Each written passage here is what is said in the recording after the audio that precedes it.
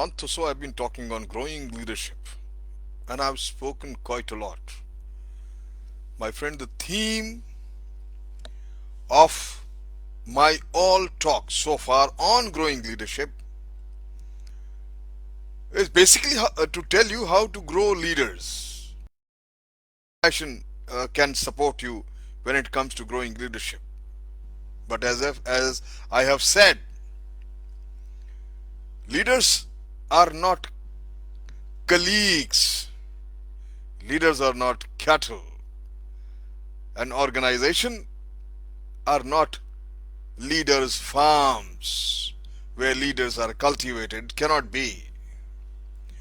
Somehow or other individual, they acquire the ability and confidence to lead. Organizations can create some, I feel, as I've said earlier, some necessary or at least useful conditions, conducive atmosphere for those potential leaders to grow or for their growth, let's say, such as careful selection, training, and above all, providing chance to lead. I have spoken already. But I'm certain that organizations cannot grow leaders. I have served so long in army, almost 4 decades, and it has established beyond doubt that the intervention of training, a carefully balanced practical courses focusing on generic role of a leader and the need to develop skill in its component functions had a decisive effect on this natural process of growth, provided that the course was properly conducted. If you like, it added an intellectual gene to the young natural's gene bank. I would say it provides a compass that would guide all subsequent self-learning or self-development. Much of my career has been spent, my friend, trying to persuade non-military organizations to provide similar military-like courses when it comes to team leadership level, the lowest level, then graduating to operational. In armed forces, I have already spoken many times that education for military leadership was a much wider process than training for leadership.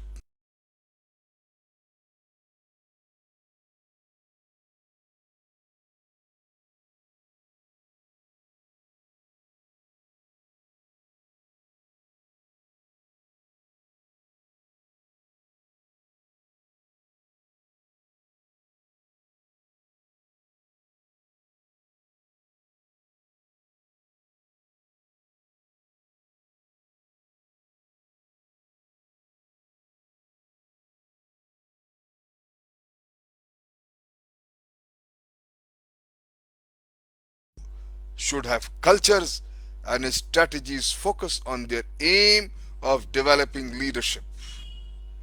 As I give an example of the armed forces military exemplified. Now, now that it is much clearer after having heard my so many videos on growing leaderships at all level, team leadership, operation leadership, and strategic leaderships. Should become by now crystal clear that what we are talking about is the same generic role of a leader. It's no longer necessary for me now to persuade anyone. The door is no longer locked, my friend. As someone said it so beautifully, The truth is always the strongest argument. And I'm convinced the truth will and will always be the strongest argument. Yet, my mind is imprisoned in a mental box called organizations, institutions.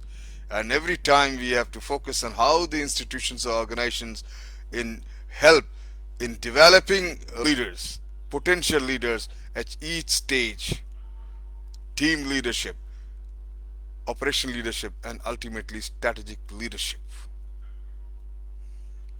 At all stages, my friend, you need an specific education before you graduate to next.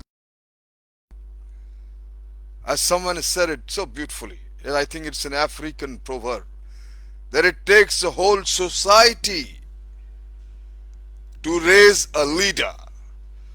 So when the entire environment and everyone joins hands, ensuring at all level that the next leader should be so groomed that they not only they groom the upcoming leadership, but they also effectively perform their job, making the institution, organizations, functions optimum. Education for leadership is one essential aspect. Thank you very much.